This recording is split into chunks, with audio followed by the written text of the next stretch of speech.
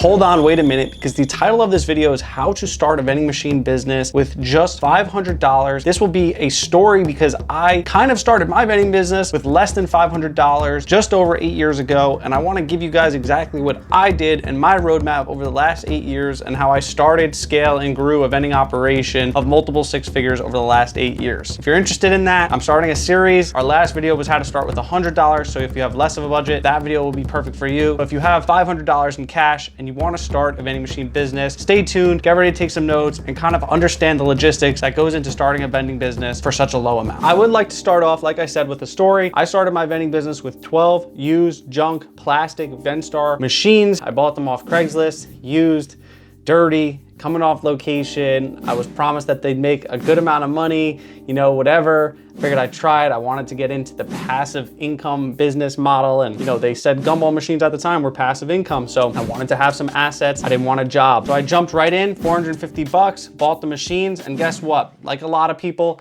I said I was going to work harder than I did. And I only got 2 locations within the first 2 months of starting my vending business. Those locations were making like 60 to 80 bucks a month. It was really nothing at all. And then as time went on, I started to realize like, hey, you really have to have a lot of these machines. And if you don't, then that's where it gets kind of challenging to have and scale a vending machine business. So then later on, I hired a locating service. After the first 8 months starting my vending machine business, I was able to scale the business, have all the machines placed, and I was making between $200 and $300 in quarters every single month. And I was a lot younger at the time. I was a teenager. So this was money that was just on the side on top of the job I had. Now, getting back to starting a vending business for $500, away from my story, there's really only 3 main ways I would say that you could start with $500. There are a lot more options now, but still I would limit what you start with and how you start just because of the amount that you have. If you were to set up a soda and snack vending machine, the traditional method of a full line vendor, this would cost you over $500 to stock it with soda, snacks, and candy. So you need to understand that just to stock a vending machine with candy costs anywhere between $100 and $200.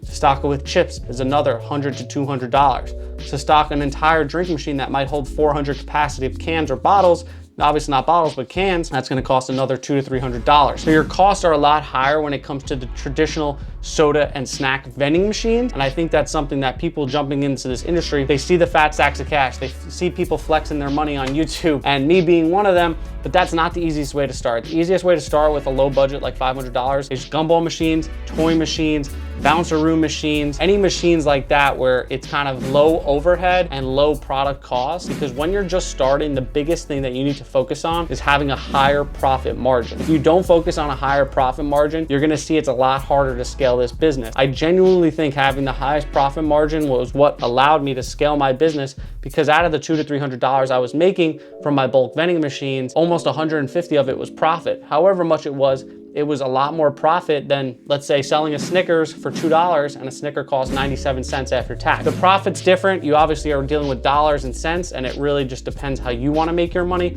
But my number one thing, start with toys or gumball machines. Secondly, starting with a snack machine is kind of one of the ways I would suggest starting. But again, to get a used snack machine and to fill it for less than $1,000, I personally believe is near impossible. You need to be very smart and cautious about what products and where you place it so that you can make your money back without having expired product. I really never will suggest you to start with soda and snack machines, but I do know a lot of people like that type of business and want to jump right in. So maybe you have a little more than $500 that you could throw at a soda and snack machine. And the third way, and it always sounds as if it was like a affiliation or a sponsorship, obviously, I do own vendingbusinesssolutions.com. We are the leading resource of helping people start and grow their vending businesses from the start. I've been doing this for about 4 years. We've helped about 5,000 people across America start and grow their vending businesses. I've seen people start with honor boxes, go to gumball machines, toy machines, and then even get into laundry mats. So it really depends. But the honor box business, which if you haven't seen honor boxes, we'll have them up on the screen here. These boxes are cardboard vending machines. What they do is they teach you the ins and outs of the vending machine business without all the costs. You can start and have 50 honor boxes on location for less than $500, generating anywhere between $600 and $700 per month after the cost of theft. There obviously is theft. People steal between 8 and 10% of your product cost of the lollipops, but we're selling lollipops for 50 cents, which cost 14 cents.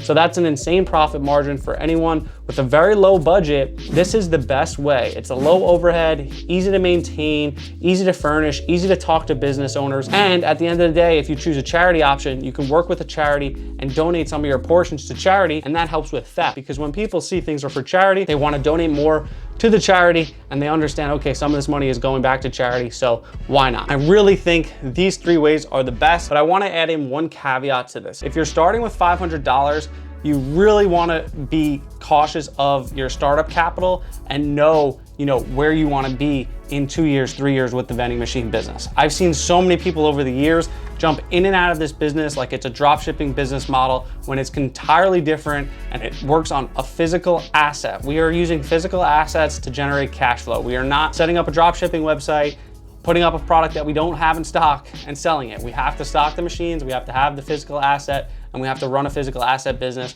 meaning it is not as passive income as everyone says. Because just like today, before I filmed this video, I was out stocking, maintaining vending machines that are on location so that my businesses continue to generate cash flow throughout the week. If you start with toy machines, I'll add in the fact that you should probably switch to 50-cent mechanisms. When I started just over 8 years ago, I didn't need to start with 50-cent mechanisms. The inflation wasn't crazy. We weren't having all these crazy numbers and skyrocketing of prices. So doing 25 cents worked back then, but now 50 cent and $1 mechs are necessary. I also do know now in 2023, candymachines.com is starting to sell machines that have dollar bill acceptors that sell toys, as well as credit card readers. Similar to the mini cranes, which I'm about to be placing 12 mini cranes over the course of the summer and recording 3 videos for you guys to show you the process of growing and starting a mini crane business. Those mini cranes as well are somewhat cheap, and I do know they have financing options. So if anyone wants to finance their vending machine business, that is also something you can do with your $500, but I don't recommend it yet again because you're starting a business on a loan,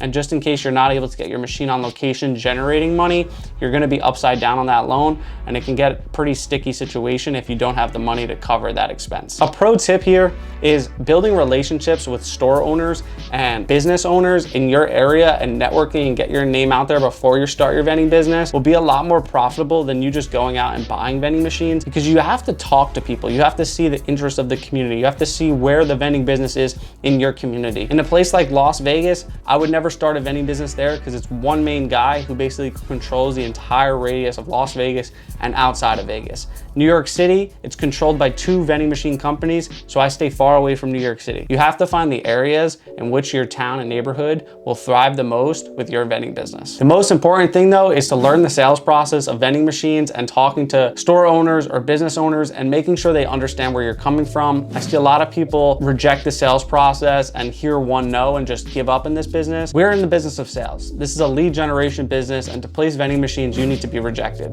You might get rejected 100 times before you get your first yes, but that yes might take you to cash flows of $10,000 to $15,000 per year per vending machine. So it all depends on who you speak to, what time it is, and where it is, and you'll kind of figure out as the time goes, depending on how small you start or how big you start, what you need to do to get the best accounts and what you need to say to speak to the right people so they actually are interested. And there's plenty of other videos about that, but if you want to hear my sales process, the things that I do on a daily basis to close accounts and leads continually, then I can do another video on that. Just comment down below that you're interested in seeing that. Also, just remember, it's not all about the money when you start this business. You want to focus on quality products, quality machines, quality items. You want to make sure everything you're doing when you start is of quality, because obviously, start how you want to finish. It's something I've always heard when I was younger. You want to start the business how you want to finish. I started with plastic machines, and that was probably the worst thing to do. But eventually it got me here to having multiple dozens of vending machines all across where I live, in my neighborhood, in my community, and being able to donate to charity every single month. It's a beautiful feeling, as well as being able to help people with honor boxes and getting people set up in their vending business so that they can get their feet wet in this industry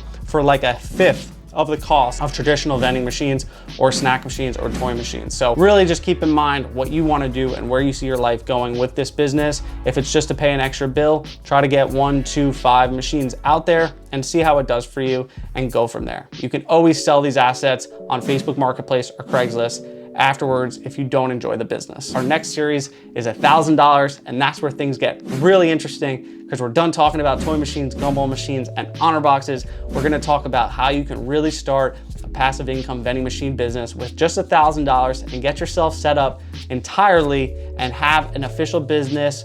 We're gonna talk about it, we're gonna learn about it, and I'm gonna teach you guys exactly that. So if you're interested, stay tuned next week. We have that video coming out for you. And thank you guys so much. If you made it to the end of this video, make sure you thumb up the video, subscribe, and comment down below that you're starting your vending business with just $500, just like I did back in the day. Thank you so much, and I'll see you guys in the next video. Peace.